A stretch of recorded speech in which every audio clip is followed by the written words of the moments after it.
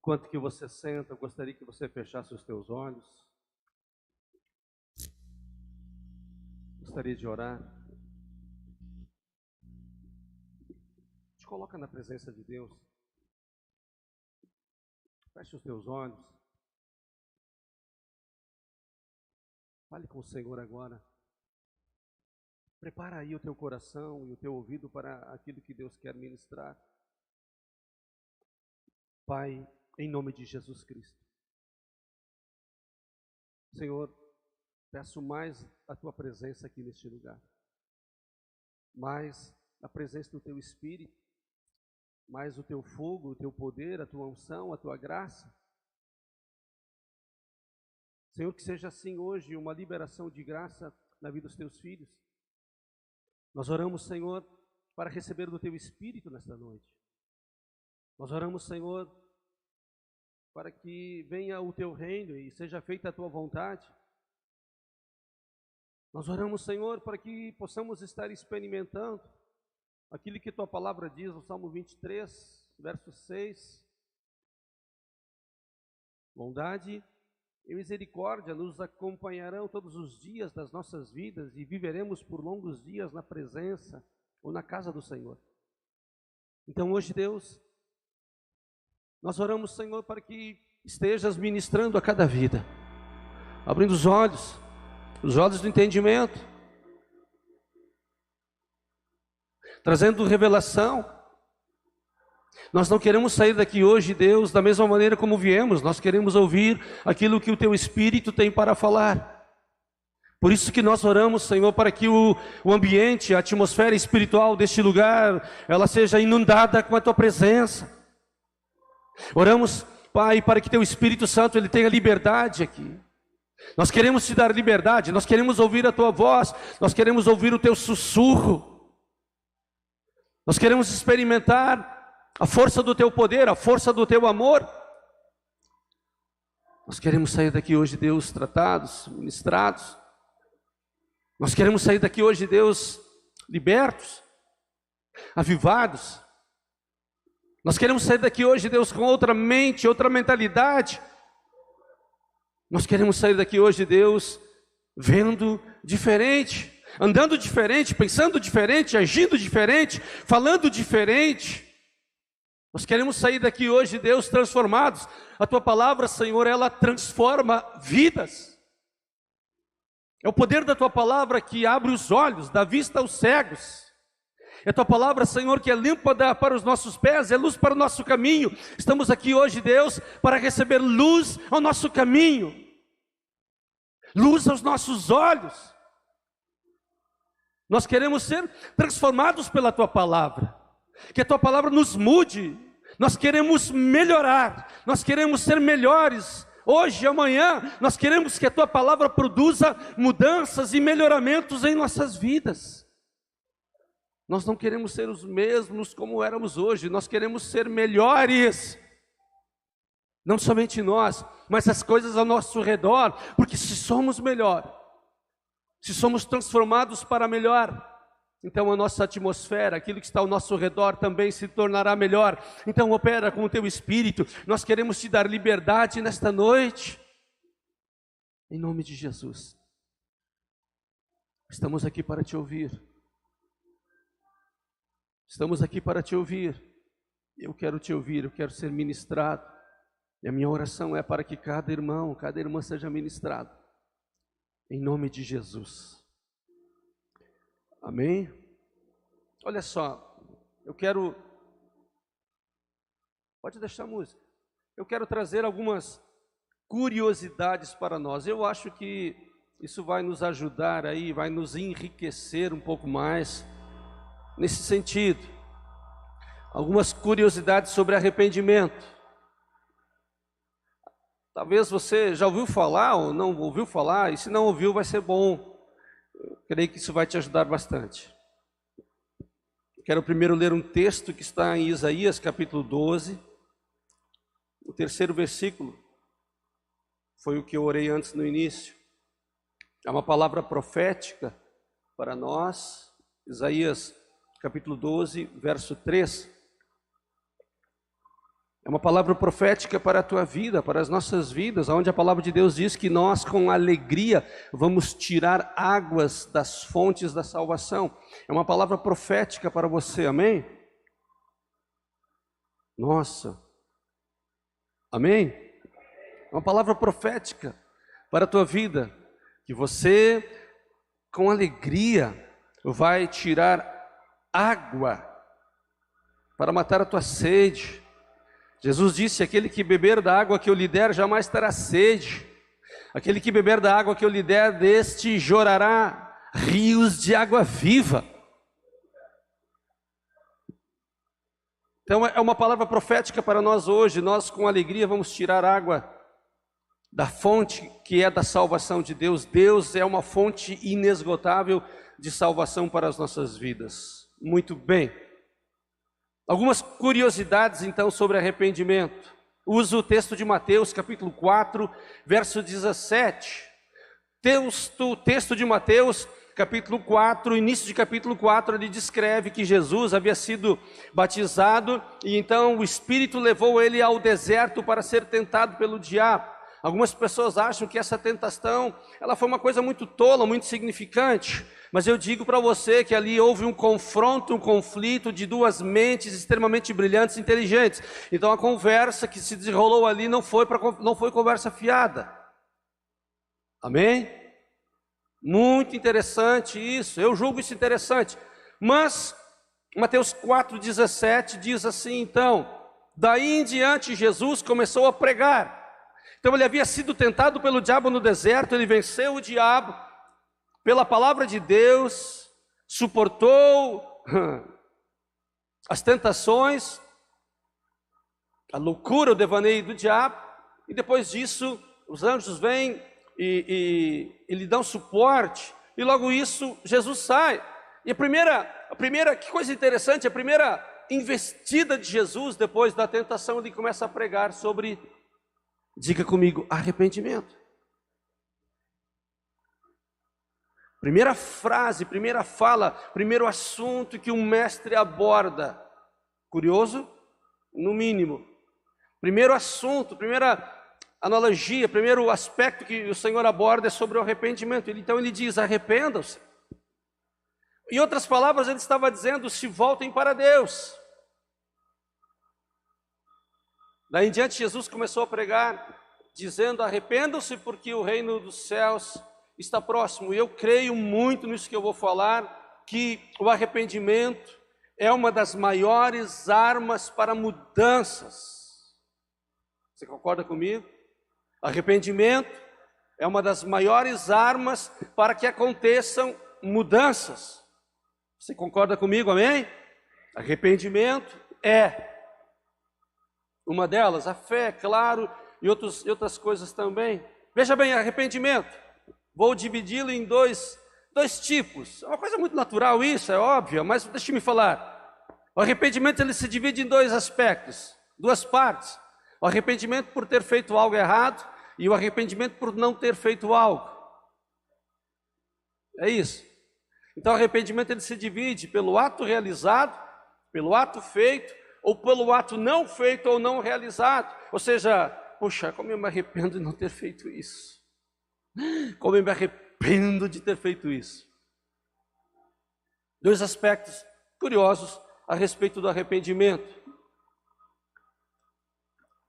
Eu quero trazer uma reflexão para nós a respeito de uma forma de arrependimento que a arte, que a cultura nos mostra. Existiu, e o nome dele perdura hoje, Pablo Ruiz Picasso. Foi um escritor, foi escultor, pintor, poeta, foi um grande homem. Pelo que parece, fez mais de 1000 obras. E ele fez uma pintura, e com o tempo eles descobriram que o que aconteceu naquela pintura, ele começou aquela pintura e mudou de ideia.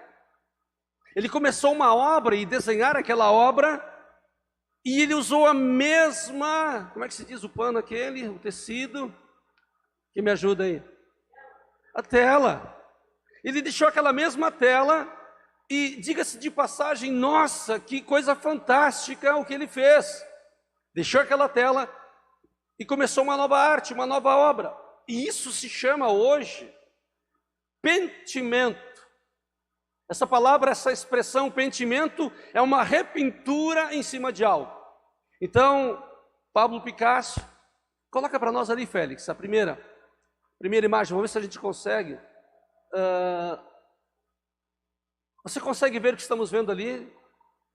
Nós temos ali um pescoço de um homem, a orelha dele, estão vendo aqui, a orelha, queixo, cabelo, e parece que no fundo, aqui assim, para cima, e um pouco mais acima ali, se vê olhos, consegue ver olhos aqui,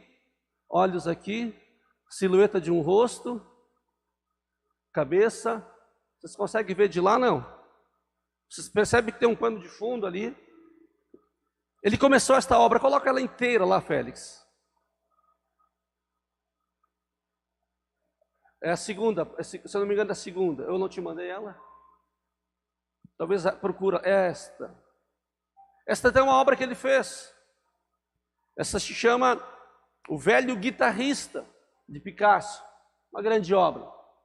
Daqui nós não enxergamos, mas de perto foi visto que então esse autor na sua obra, no início da sua obra, ele começa com uma pintura. Ele se inspira nessa pintura e chega num determinado momento, ele não quer mais pintar uma mulher.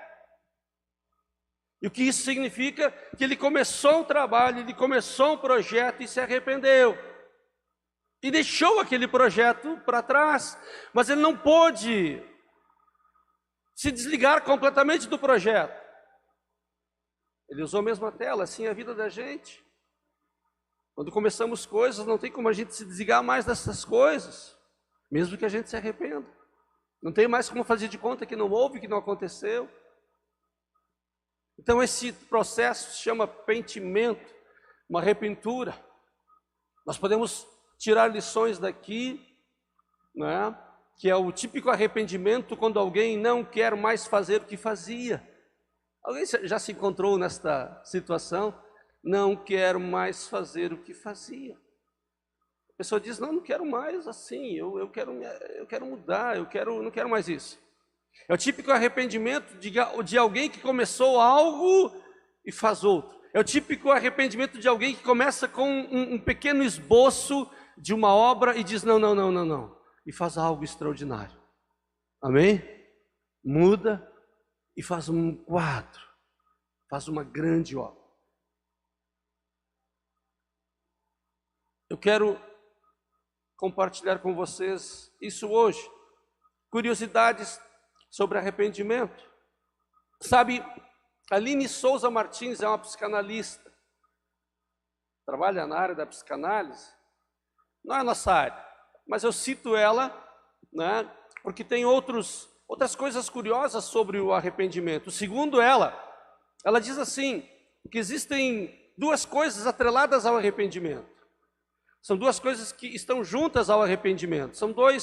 Ela fala de conceitos, são sentimentos, que eles estão juntos, ligados ao sentimento arrependimento. Ela diz que o primeiro conceito que está junto ao arrependimento é o sentimento de culpa. O arrependimento está associado à culpa. Então ela diz assim, que a culpa é muito importante para o indivíduo, para a sua participação na sociedade. Ela diz que a culpa advinda do arrependimento é muito importante para que então o homem, o ser humano, a pessoa, ela consiga se relacionar bem na sociedade. É bom para ela ter sentimento de culpa. É bom para ela, para o indivíduo, para a pessoa, quando ela percebe o sentimento de arrependimento e ela se sente culpada. Não é que a culpa e nem o arrependimento é nocivo ou maligno, a não ser que a pessoa se arrependa e faça outra coisa. Veja bem, um sentimento de culpa que é um sentimento de arrependimento que é danoso. Uma menina que tem um filho prematuro, ela diz, nossa, o que eu fiz? Se arrependeu? O que eu fiz? Se sentiu culpada? Sim. Aí esse arrependimento, ela pega e diz, agora eu vou resolver. Vou dar a criança para alguém. Eu vou abortar. Amém? Então esse arrependimento, esse tipo de arrependimento é nocivo. Ele é maligno. Mas segundo o conceito da palavra arrependimento, é sentir tristeza pelo que aconteceu, é mudança na forma de pensar com relação ao erro. Nós aprendemos isso em Primeiros Passos. Lá em Primeiros Passos nós aprendemos sobre isso. Quem não fez Primeiros Passos, eu te admoesto a fazer. Então, segundo o que essa psicanalista diz, ela diz que um dos primeiros conceitos é a culpa.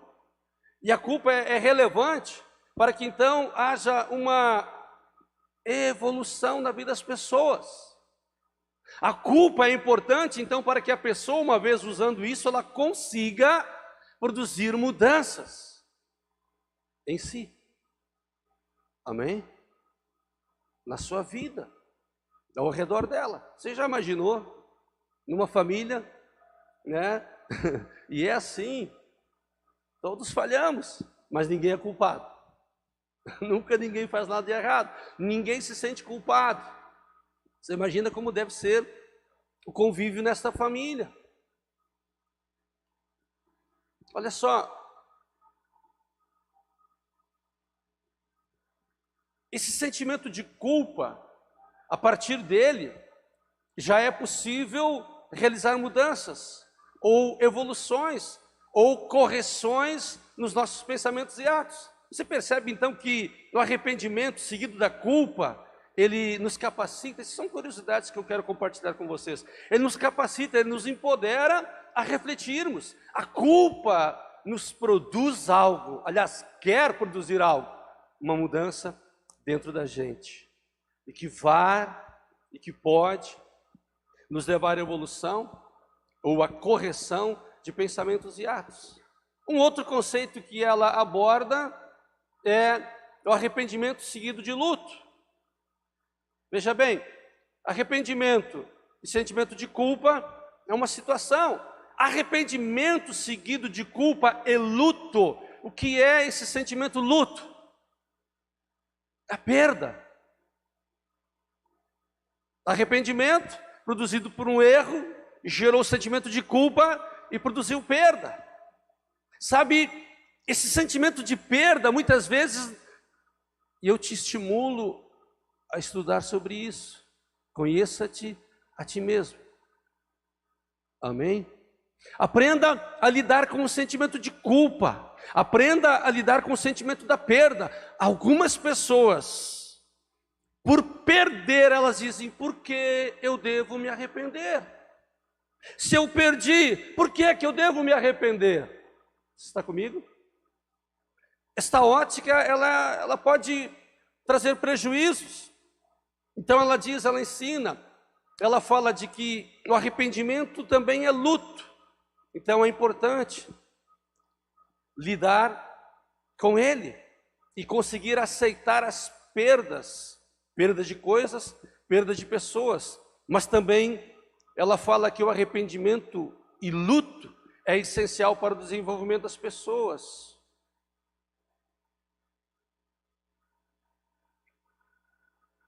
Arrependimento é essencial para realizarmos um processo profundo de autorreflexão. Ela defende esta ideia de que o arrependimento, ele pode ser duro, pode ser doloroso, pode ser difícil, mas ela estimula para que seja procurado, para que possam lidar com ele. Amém? A palavra de Deus nos estimula ao arrependimento. O arrependimento leva as pessoas a realizarem mudanças, evoluir para não ter perdas. Arrependimento nos ajuda a lidarmos com o sentimento de culpa, a lidarmos com o sentimento da perda. E isso é desafiador para nós. Como lidar com as perdas? Quem é que já passou por perda aí? Nós não sabemos como lidar com isso. Mas a palavra de Deus tem algo preparado para nós hoje, para que possamos aprender no tocante a arrependimento, lidarmos com a culpa e não sofrermos o peso da perda. Que na sua grande maioria, muitas pessoas sofrem com isso, elas não conseguem vencer isso. Mostra aquela foto daquela senhora, Félix. Eu trago essa foto aqui para que nós possamos ver o que é o arrependimento, seguido de culpa e seguido de perda. Essa foto é para ser Madalena penitente. Reporta-se a Madalena, aquela que Jesus havia perdoado, mostra a vida dessa mulher, que Jesus então a perdoa ela, Jesus muda a história da vida dela, e ela então tem esse comportamento, ela se torna penitente, ela se torna uma mulher que anda com Jesus. Provavelmente foi esta que viu Jesus quando ressuscitou, ou seja, o seu arrependimento que havia trazido culpa, que havia trazido muitas perdas, mas em virtude de experimentar o arrependimento, vencer o sentimento de culpa e saber lidar com as perdas, isso fez com que ela pudesse andar com o Senhor, pudesse andar nos caminhos do Senhor e experimentar coisas extraordinárias com o Senhor. Existe um outro sentimento chamado remorso. Você já ouviu falar em remorso? Está perto, próximo ao arrependimento. O remorso é também um sentimento de aflição ou tristeza. É uma mistura de sentimentos pela prática de um erro. Então, o remorso é um sentimento de aflição e tristeza porque um erro aconteceu. Só que o remorso, ele não deixa a pessoa se arrepender. O remorso faz com que a pessoa fique se autocastigando. E a pessoa não consegue olhar para fora, ela não consegue ver se causou dano em alguém, se ela prejudicou alguém, se ela fez um mal a alguém. Então ela fica com tanto remorso e resignação dentro, que ela começa a se castigar, a se penalizar. E não consegue olhar para fora. Eu creio que remorso foi o que aconteceu com Judas, quando ele traz Jesus. Ele não conseguiu encontrar o caminho do arrependimento, de ver o que ele fez. Ele vendeu um mestre por 30 moedas. Ele não conseguiu ver a grandeza do seu erro, mas também não conseguiu enxergar em si, ou encontrar em si, um lugar de arrependimento. E isso o fez perder a vida. Félix, coloca a foto ali. Uma frase conhecida de Anne Frank. Anne Frank ela era filha de judeus com alemães no tempo do Holocausto. Ali está uma cena do remorso. Você consegue identificar essa foto? Arrependimento da mulher, contristada, arrependida, e o remorso voltado para si. Essa mulher que eu citei agora, Anne Frank, ela foi uma filha de judeus e alemães no tempo do Holocausto, e quando acharam o diário dela, esse diário dela, as escritas dela, inspiraram muitos filmes,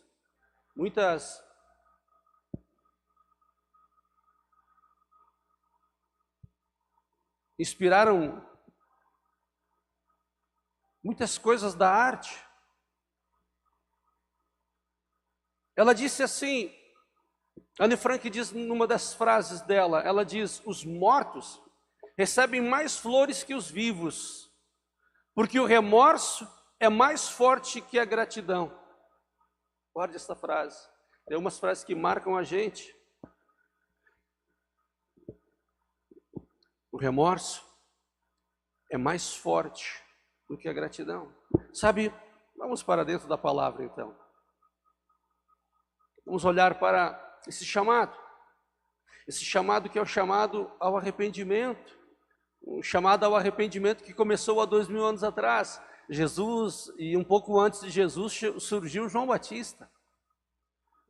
Para você ver, para nós vermos a grandeza do arrependimento.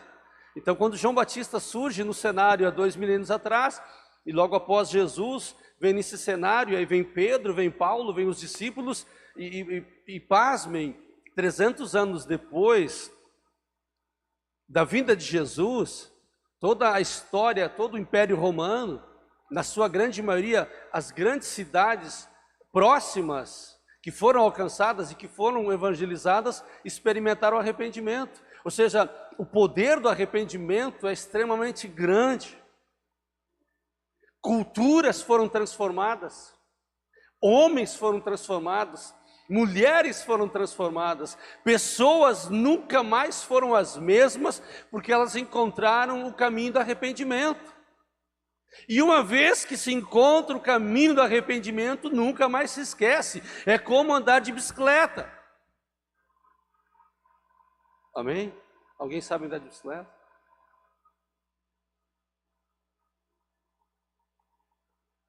Foi tão impressionante que o Império Romano naquela época sucumbiu diante de uma pregação: arrependam-se. Toda a glória do Império Romano caiu de joelhos para uma frase: arrependam-se. Você está comigo? Que frase, que chamado, que apelo do Nazareno, o Filho de Deus.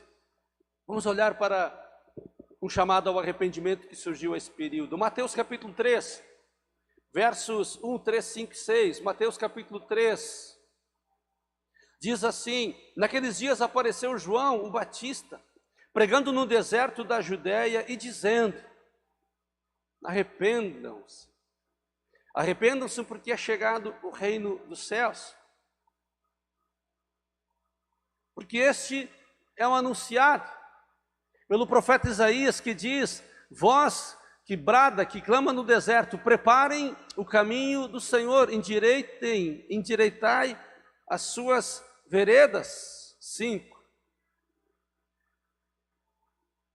Pode ser o 4. Ora, João usava uma veste de pelos de camelo e um cinto de couro em torno de seus lombos, e alimentava-se de gafanhotos e mel silvestre. 5, 6. Então iam ter com ele os de Jerusalém e toda a Judéia, e de toda a circunvizinhança do Jordão, iam ter com ele, e eram por ele batizados no rio Jordão, confessando os seus pecados. Um simples chamado, um simples pedido. Surgiu alguém dizendo: arrependa-se. Sabe que essa palavra, tem palavras que caem no desuso. Hoje, falar impeachment é muito fácil. Você está comigo? Não é muito fácil falar impeachment. Vamos fazer o impeachment. Tem palavras que caem no desuso. Se você entende o que eu estou falando, estão gritando, já fizeram 60 menções e pedidos de impeachment contra o nosso presidente. Hoje está banalizada esta frase, fazer impeachment. E esta palavra, este chamado ao arrependimento faz 2000 anos. Só que ela não perdeu a sua essência, a sua nobreza, o seu valor, a sua grandeza, a sua relevância e o seu poder. Amém? É uma arma poderosa. E assim surgiu João dizendo: preparem o caminho para Deus. Quem deve preparar o caminho para Deus? Quem são estes que deveriam preparar o seu caminho para Deus? Os arrependidos. Aqueles que se arrependem em seus erros. Aqueles que identificam estas coisas. E aí vinham gente de Jerusalém, da Judéia e ao redor do Jordão. E eles confessavam os seus erros. Não era só arrependimento. Esse chamado de arrependimento mudou aquela geração. Sabe quando Jesus diz esta frase em Mateus 4,17, daí em diante Jesus começou a pregar: arrependam-se, porque o reino dos céus está próximo. Sabe o que Jesus estava querendo dizer?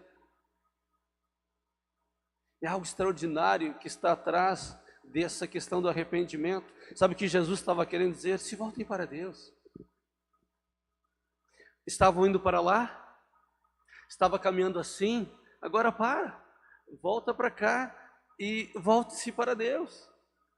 Tinha esse comportamento, esse estilo de vida, esta ideia sobre Deus: não façam mais isso, venham para cá. Isso é arrependimento. Só que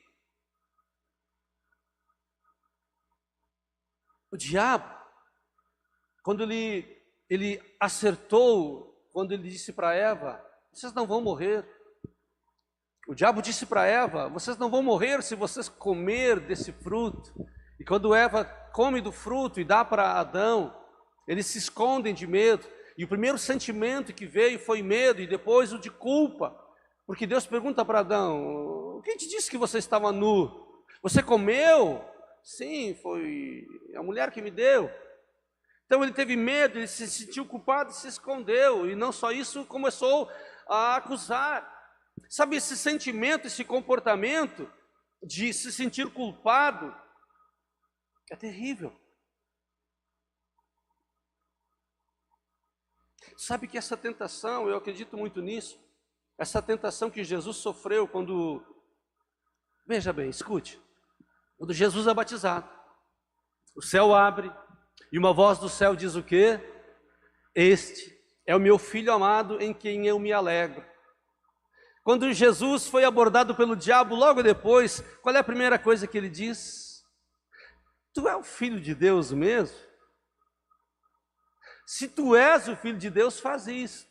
Sabe, essa tentação de Jesus foi uma guerra estratégica. Eu acredito nisso, sabe, que o diabo foi ali para desacreditar Jesus, confundir Jesus sobre o seu propósito. Mentes brilhantes. Sabe o que eu imagino e penso que estava acontecendo ali? O diabo tentando trazer dúvidas sobre aquilo que o pai já havia dito para ele: você é meu filho amado. Você é filho e filha amada de Deus, amém? É filho amado de Deus, é filha amada. O diabo foi desacreditar Jesus e perguntou para ele: tu é mesmo filho de Deus? Sabe, desestimular Jesus, impedir Jesus de continuar. Eu acredito que essa foi a investida do diabo para impedir Jesus de continuar naquilo. Sabe, escute o que eu vou te falar. Eu colocaria algumas frases ali, algumas perguntas, tipo essas aqui. Você está certo disso? Quando o diabo faz uma oferta para Jesus. O diabo faz uma oferta para Jesus e Jesus resiste ela. E eu acredito que o diabo estava assim dizendo: você está certo disso? É isso que você quer? Eu acredito que ele estava ali dizendo: você tem certeza? Você não vai se arrepender dessa tua posição, dessa tua ideia, dessa tua firmeza? Será que você é o filho de Deus mesmo? Essa pergunta é no mínimo capciosa, mas tinha uma raiz. E eu acredito que o diabo queria desestimular Jesus a respeito disso. Sabe por quê? Porque o diabo estava acostumado com os homens, com as pessoas. Elas começam algo e logo param. Elas começam um projeto e logo desistem. Elas pecam, elas erram, elas deixam de construir e de continuar. E o diabo estava acostumado com os homens e disse: com ele não vai ser diferente, eu vou desencorajá-lo. Quem ele pensa que é? Você está comigo? Desestimulá-lo. Você não vai se arrepender da atitude que você vai tomar? Vale a pena morrer pelo Rivelino, pelo fulano, pela fulana? Vale a pena. Eles vão te decepcionar. Você está certo de que vai fazer isso? Sabe, Jesus veio ensinar sobre o arrependimento. Eu creio muito nisso, que Jesus ali, quando ele diz, arrependam-se, porque o reino dos céus está próximo. Eu acredito que Jesus estava ali para estimular as pessoas, para encorajá-las. Jesus estava ali para encorajar as pessoas, para que elas não se sentissem culpadas em fazer o que é certo. Sabe, uma das armas do diabo, e talvez você não sofra isso, mas eu conheço pessoas que sofrem isso, que quando elas fazem algo certo, elas se sentem mal. Você conhece alguém assim? Faz algo certo e se sente mal, se sente escandalizado. O que vão falar, o que vão pensar de mim? Será que eu fiz a coisa certa? Será que eu fiz a coisa certa? Você conhece alguém assim? Talvez você não passe por isso. Sabe, Jesus estava ali encorajando as pessoas, quando ele diz, venham, se arrependam, se voltem para Deus, para que elas não se sentissem mal, ou não se sentissem estranhas por fazer o que é certo. Sabe, o mundo e o diabo querem desacreditar os filhos de Deus, para que eles se sintam mal, quando eles têm um comportamento exemplar. Hoje, fazer o que é certo, é motivo de escândalo. E quando nós apontamos o que é errado, nos sentimos mal. Você está comigo? Parece que hoje apontar o erro, vamos ser penalizados. É fobia, homofobia e outras fobias.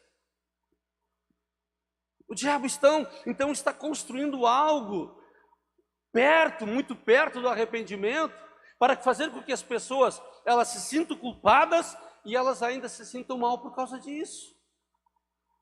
Culpa, se sentir pesadas, se sentir culpadas e ainda, será que eu não vou perder nada? Vou perder se eu falar, vou perder se eu me manifestar. Você está comigo? Eu vejo Jesus fazendo isso. Se voltem para Deus, porque é isso que tem que ser feito. Não sinto vergonha disso. Sabe, fazer o que é certo e se sentir mal é realmente desestimulante. Vou ler de novo. Fazer o que é certo e se sentir mal realmente é desestimulante. Fazer o que é certo e ficar mal é desestimulante. Agora, fazer o que é certo, mesmo que doa, produz alegria. Produz satisfação, êxtase, júbilo. Amém? Por mais que doa. Olha o que diz no livro dos Atos dos Apóstolos. Eu vou para a conclusão. Preciso concluir. Atos capítulo 3, versos 18 ao 20. Atos 3, de 18 a 20. O apóstolo Pedro, ele estava cercado de pessoas. O apóstolo Pedro cercado de pessoas. E ele teve coragem. Você está comigo? E naquele tempo, ele se encoraja e ele diz isso para as pessoas que estavam lá. Foi assim que Deus cumpriu o que tinha predito pelos profetas, dizendo que Cristo haveria de sofrer. E arrependam-se e se voltem para Deus, para que os pecados de vocês sejam cancelados, para que venham tempos de descanso, tempos de paz, de gozo. O que é que Pedro está falando? Pedro, ele fez um sermão onde muitas pessoas se converteram. Pedro chamou as pessoas ao arrependimento. Eles disseram, o que é que nós devemos fazer? Pedro já havia dito para eles, vocês mataram o Filho de Deus. Pedro gritou, bradou, vocês mataram o autor da vida. E eles entraram em colapso, eles entraram em sofrimento, em angústia e um profundo arrependimento. E eles pediram, o que devemos fazer? Pedro, nos diga como é que nós vamos viver longe dessa culpa e dessa perda. Pedro disse, se arrependam. Não fiquem resmoendo, se arrependam e se voltem para Deus. Escute, não tinha como trazer Jesus de volta, não tinha como arriscar apagar a crucificação, amém? Não tinha como, mas Pedro chamou ao arrependimento. Há um sentimento interno de tristeza pelo que fez, mas não só isso. Escute, Jesus, nosso Senhor, Ele trouxe o arrependimento para que nós possamos aprender o que é que o arrependimento quer produzir. Existe algo grande quando Jesus chama ao arrependimento. Então arrependam-se e se voltem para Deus, para que os pecados sejam cancelados, para que venham outros tempos. Olha só o que vem depois do arrependimento. Salmo 103:3, eu amo esse versículo. Salmo 103:3, o salmista diz assim: é Ele quem perdoa as tuas maldades, é Ele quem perdoa as tuas iniquidades. Esta palavra aqui, iniquidade, é maldade, dolo. Dolo, quem já ouviu falar em dolo? Dolo é a intenção de fazer, dolo é a intenção de praticar o erro, dolo é a intenção, houve intenção. Por isso que existe crime doloso, homicídio doloso, existe homicídio culposo.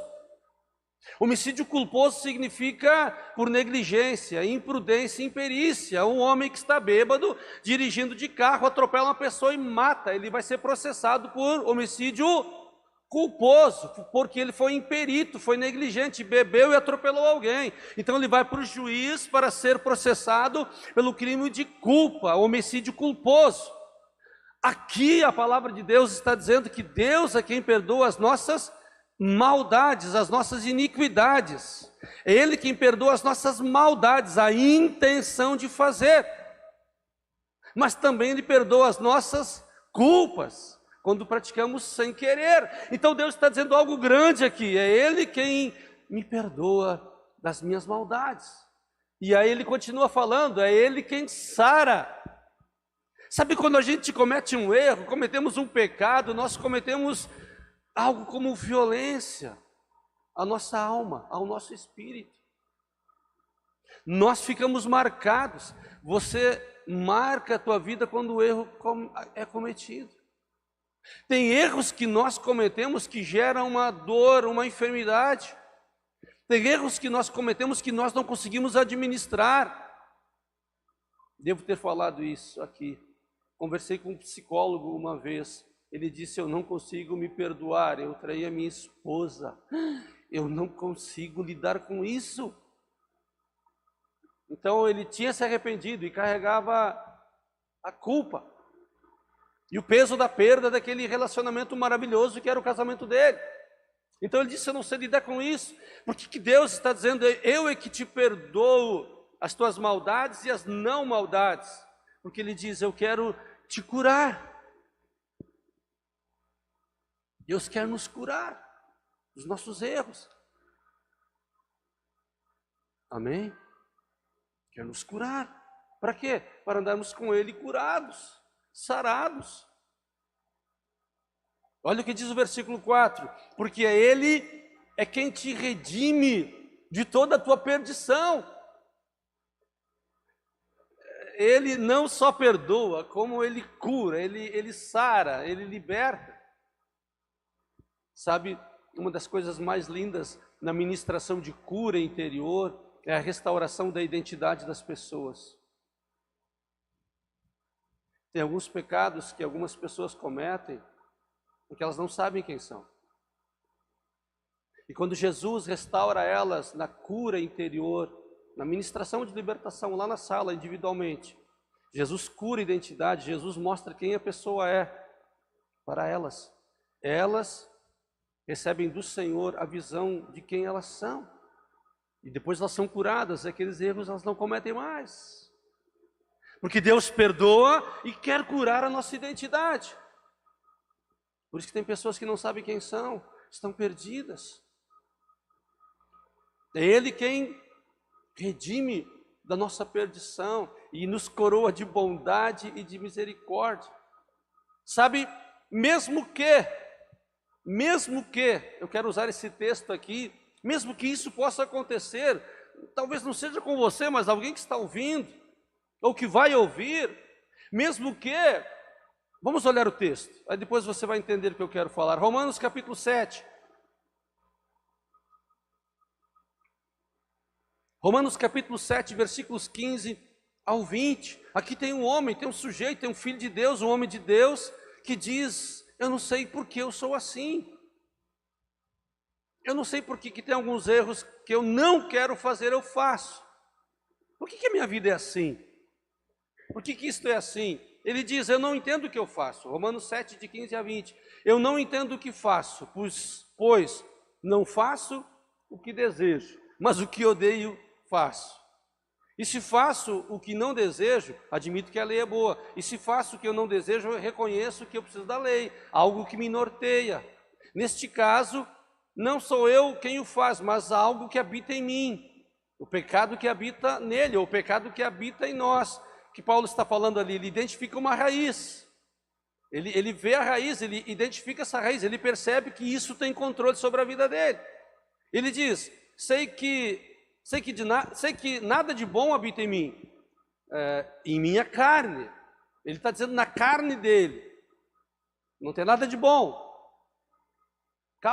Carne, alma, sede da consciência, o ser humano em si. Ele diz: na minha carne não tem coisa boa, mas no meu espírito tem, no nosso espírito tem.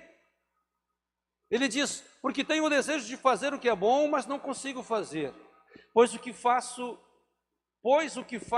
não é o bem que desejo, mas o mal que não quero fazer, esse eu continuo fazendo. Ora, se faço o que não quero, já não sou eu quem o faz, mas o pecado que habita em mim. Uma outra, dentro de Romanos 7 também, Paulo diz em 22 e 23, ele diz: pois no meu íntimo, no íntimo do meu ser, lá na sede da minha consciência, eu tenho prazer na lei, na palavra de Deus, mas eu vejo outra lei que atua no meu corpo, guerreando contra a lei da minha mente, e ela me torna escravo da lei do pecado.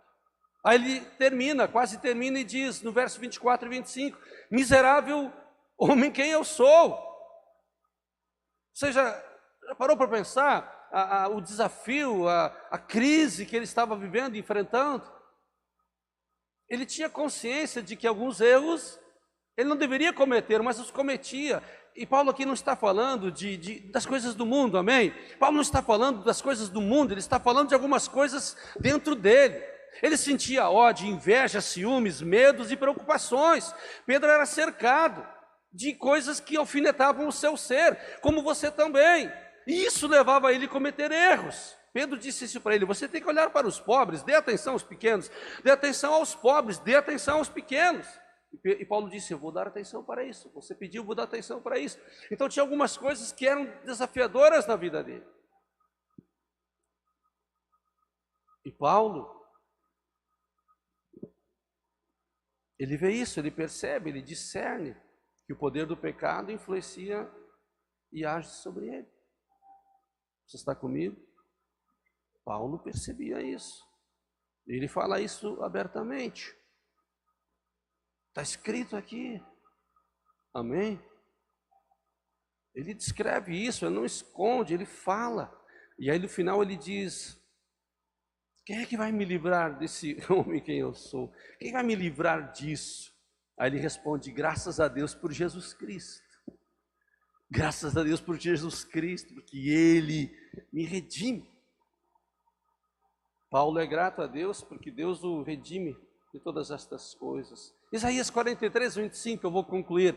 Isaías 43, 25, ele diz: o Senhor diz: sou eu mesmo, aquele que apaga as tuas transgressões por amor de mim, e não me lembro mais dos seus pecados.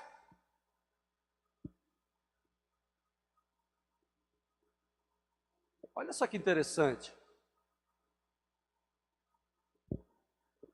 Deus diz: eu sou aquele que apaga as transgressões, e por amor a mim, eu não me lembrarei mais dos teus pecados, daquilo que aconteceu, aquilo que aconteceu. Eu creio que o arrependimento é a maior ou uma das maiores armas para as nossas vidas, porque o arrependimento faz com que Deus se torne poderoso nas nossas vidas. 2 Crônicas 16:9, a palavra de Deus diz que quanto aos olhos do Senhor, estão sobre toda a terra procurando um coração cujo este seja totalmente dedicado ao Senhor, para que o Senhor se faça forte sobre ele. Deus está procurando corações cujo estes dediquem o seu coração para ele se fazer forte sobre aqueles que assim o fizerem. Sabe,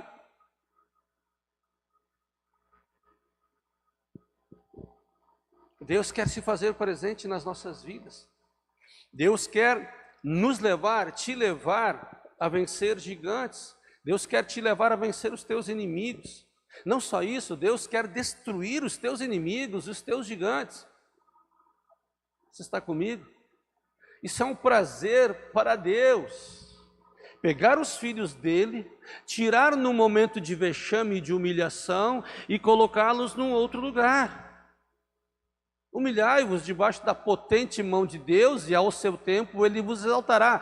Exaltar não significa ficar bonzão, significa te tirar de um lugar de vergonha, de humilhação e de vexame e te colocar num outro lugar. Humilhai-vos debaixo da potente mão de Deus. Sabe, eu vejo Deus, eu creio que Deus é assim,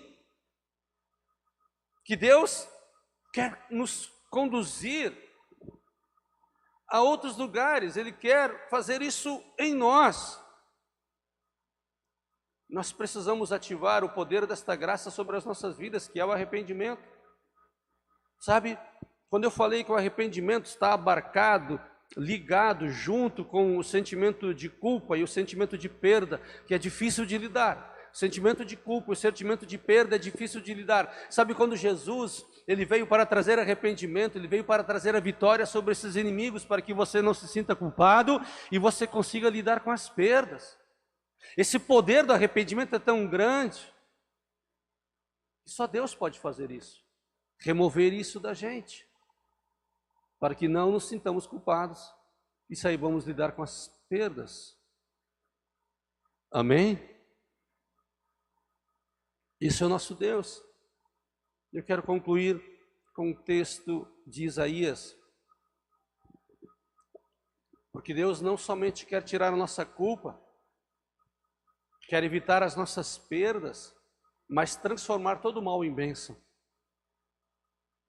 Deus é poderoso para fazer isso, sim, nos perdoar, tirar a nossa culpa, nos ajudar com as propensas perdas e transformar todo o mal em bênção. Esse é o nosso Deus. Meu Deus é assim, o nosso Deus é assim. Vamos contextualizar isso com Isaías capítulo 37. Isaías capítulo 37, aí conta a história do rei Ezequias, rei de Judá, um rei de Israel. Ezequias estava sendo perturbado por Senaqueribe, um grande general de guerra, o rei da Síria. E Senaqueribe já tinha vencido muitos governos, muitos outros reinos. E Senaqueribe disse: eu vou invadir Jerusalém, vou limpar aquela terra lá, vou levar todo mundo embora e vou destruir tudo lá. E Senaqueribe foi em direção a Jerusalém. E Ezequias entrou em desespero e aflição. Isaías 37:11 diz assim: olha o que Senaqueribe disse: com certeza você já ouviu falar que os reis da Assíria têm feito em todas as nações e como as destruíram por completo. Você acha que você vai ser livre? É um inimigo gritando, fazendo um barulho, tentando. Só que Ezequias não estava nos dias dele.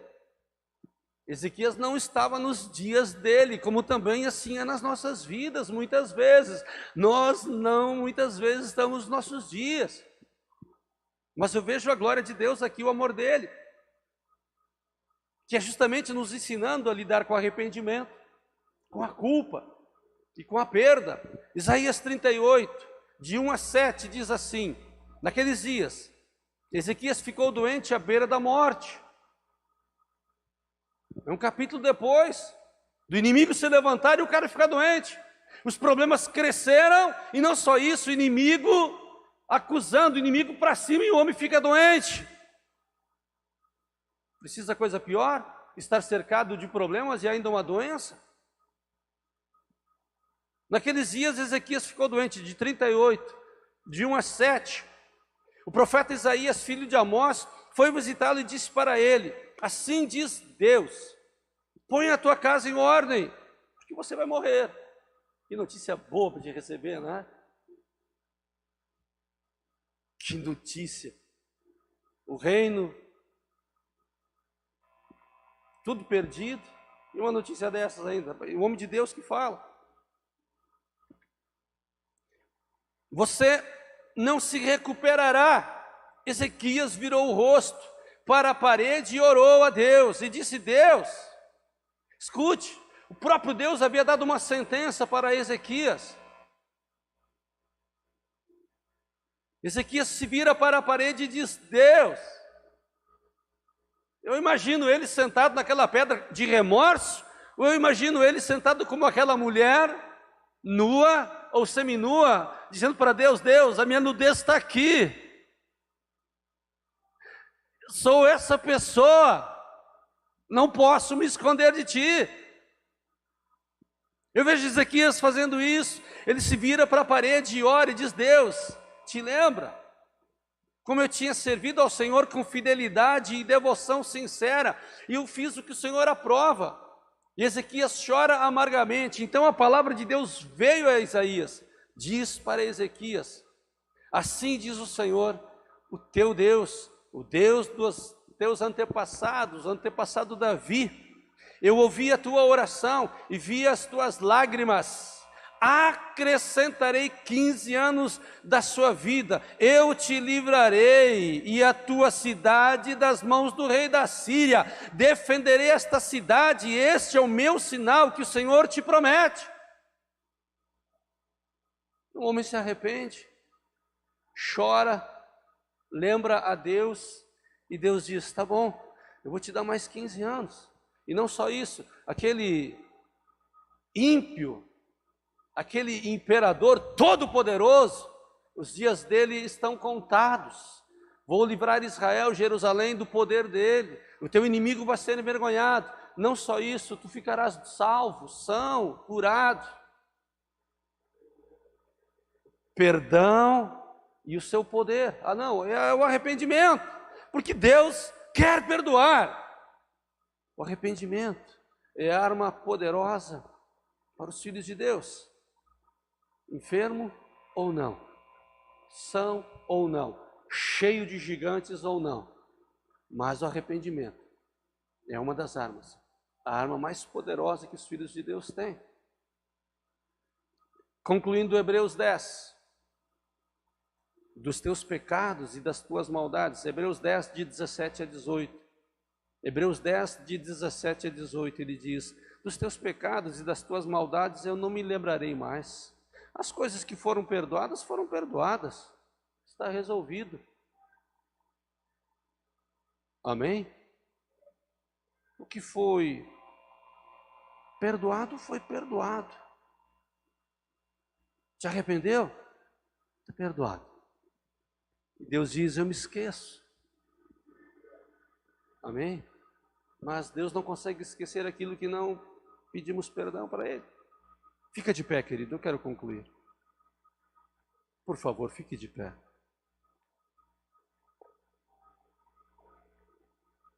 Como você vai sair daqui hoje?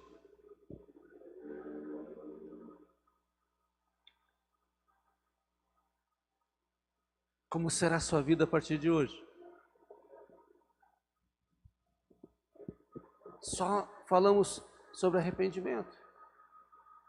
Talvez você diga: não, a minha vida ela está assim, não é por causa dos meus erros, é por causa de alguém. Alguém tornou a minha vida assim. Bom, é uma outra pregação, outro culto, mas é sobre perdão. Mas se alguém tornou a tua vida assim, perdoa. Perdoa e depois se arrepende por não ter perdoado. Se arrepende por reter o perdão. Deus não pode mover o Espírito dele sobre a tua vida se você não perdoar as pessoas. Se você conhece a oração do Pai Nosso, Pai, perdoa as nossas ofensas, assim como nós perdoamos aqueles que nos têm ofendido. Precisamos do arrependimento todo dia, todo momento. Amém?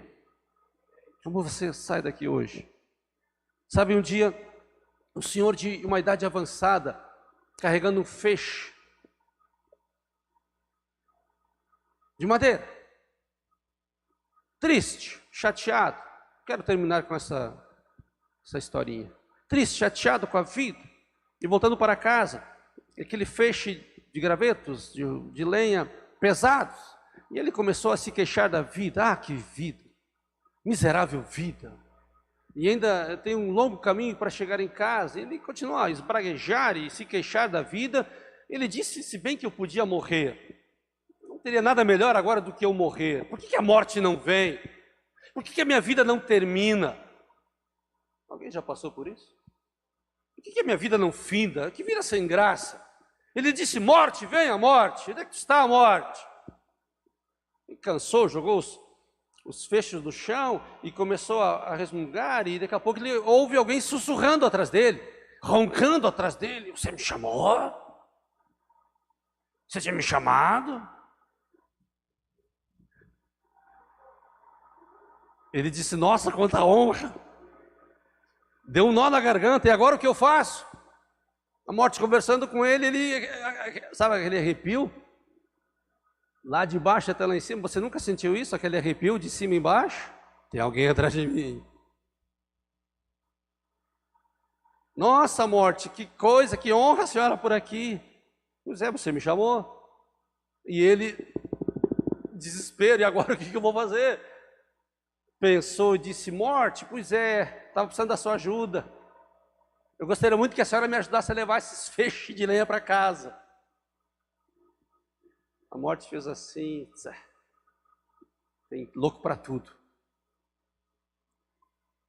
Vai para casa, cantando, feliz da vida, cantarolando, e ele diz esta frase: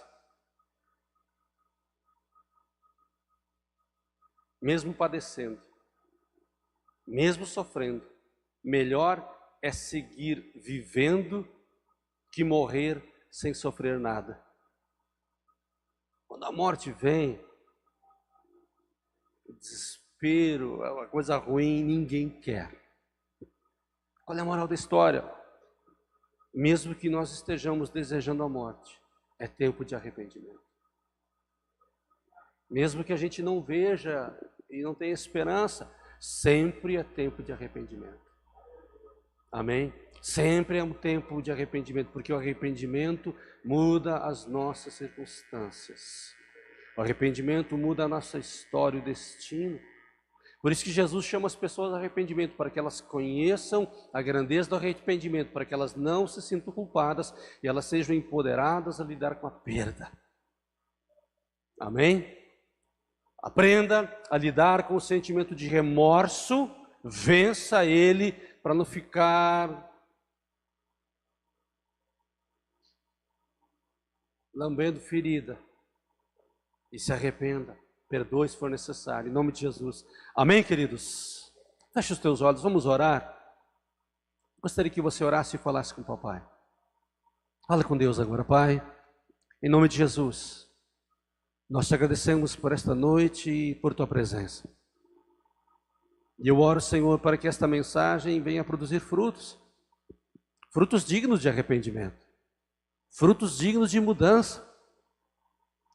Senhor, que esta mensagem produza uma nova cultura na vida dos teus filhos, nas nossas vidas. Que esta mensagem seja um instrumento de poder nas nossas mãos, poder para começarmos, poder para recomeçarmos, poder para lidarmos com a vida. Senhor, eu oro abençoando a cada vida que está aqui. Eu libero a tua palavra, a palavra da bênção. Eu libero a unção desta palavra sobre cada um que está aqui, sobre cada um que está ouvindo. Eu libero a unção desta palavra. Esta palavra foi enviada e ela não tornará vazia, ela fará, Senhor, aquilo que lhe apraz, aquilo que lhe agrada. Então, em nome de Jesus, que esta palavra, Senhor, produza vida, mudança de vida, mudanças culturais, estruturais, mentais. Que esta palavra produza, Senhor, nortes, destinos, um novo tempo, uma nova história, novas perspectivas. Que esta palavra, Senhor, traga alinhamento, encorajamento, autoridade, maturidade, capacidade. Que esta palavra, Senhor, abençoe a cada um de nós, em nome de Jesus Cristo.